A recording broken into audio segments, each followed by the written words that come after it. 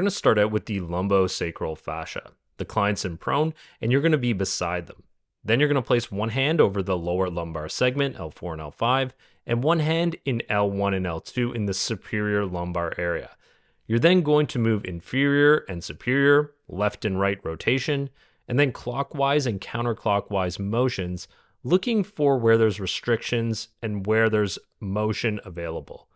Now, after you determine the presence of a restriction or an asymmetry, you're then going to either indirectly or directly do a technique. So a direct technique works by engaging the restriction itself. You're moving into the restriction, and this is going to help with mechanical load, lengthen, and also remodeling the tissue and the area.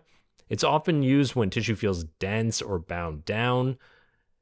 Then you could also do an indirect technique, which works by moving towards the ease, by reducing that protective tension in the nervous system. You have to play around and try both of these because they're both going to work on some people, and people respond differently. Basically, the force is going to be held for 60 seconds to a couple minutes, and then you're going to continue to follow with any additional release creep until it occurs. Deep inhalation, using breathing with the client, some deep diaphragmatic breathing, is going to help also with releasing or that feeling of release within the nervous system. Make sure to also work side to side and feel where the restrictions are around the lower rib cage, going into the low back and into the glutes. And as you guys can see here, I'm just kind of meeting where that restriction is. So I'm doing a direct technique. Come around to the other side. Make sure you do both sides. That's something I should mention here is with all of these techniques, you want to make sure you're testing both sides. For the purpose of this demonstration, I'm typically showing you guys one side, but just make sure you do a very overall assessment for the entire body so you can feel out where there may be rotation in the bones, where the restrictions in the fascia are, and where you want to work. So now we're going to do the prone regional thoracic technique. You're going to stand beside the client, and then you're going to place both hands palms down with the fingers slightly spread apart immediately on the paraspinals on each side. You're then going to place a downward force into the client's thoracic tissues with only enough force to control the skin and the underlying fascia so as not to slide across the skin. You're in there a little bit. Then you're going to monitor for inferior and superior, left and right rotation, and then also a twisting motion, and you're looking for where the restriction is. Then after you determine the presence of a restriction, you're either going to do your direct into the restriction or indirect into the ease technique. Now you're going to apply a kind of gentle to moderate force. You don't need a ton of force here. And you're going to hold, once again, 60 seconds to a couple of minutes until you feel that fascial creep. And doing some deep breathing is going to help to relax this area. You can also go across once again to the ribs. So working regionally in prone allows for a broad decompression and fascial spreading in this thoracic area, the paraspinals, the rhomboids, the traps, and the rib interfaces. This is going to help with tissue glide, reduce that protective tension, and improve thoracic extension and rotation by decreasing that overload that might be being transferred from the lumbar region below or even from the cervical region above. I was actually having some issues with getting her to release her left side.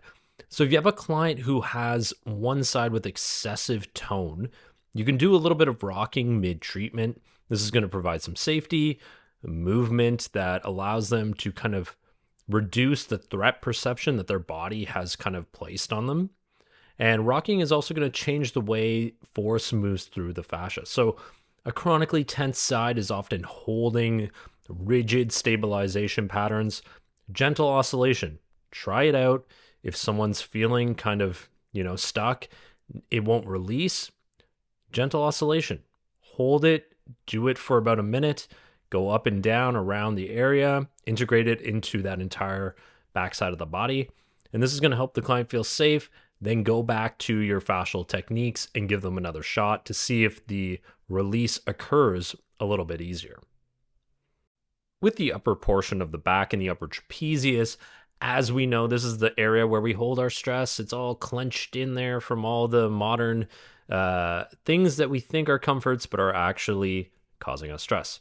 But that's a whole topic for a different day. Let's talk about muscle squeezing. So here I'm doing some rhythmic squeezing. I'm reducing that guarding. I'm improving circulation, tissue hydration. So you're pumping and mobilizing that fascial sponge.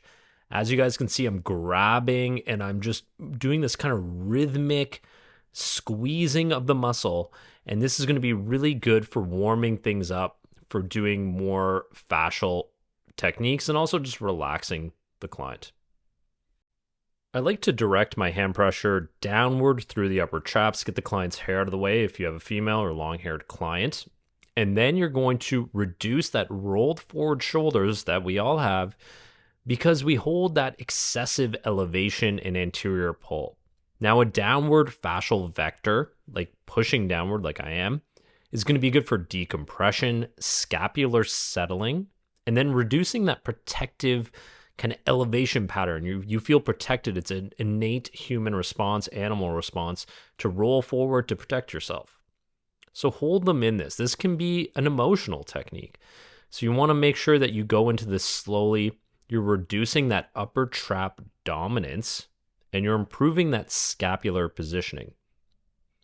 You can also use your forearms. So if you feel like your hands are getting a little bit tired from all of these techniques, sink your body weight in. So I'm going down with my forearms into the body, and then I'm spreading out, moving downward and spreading across.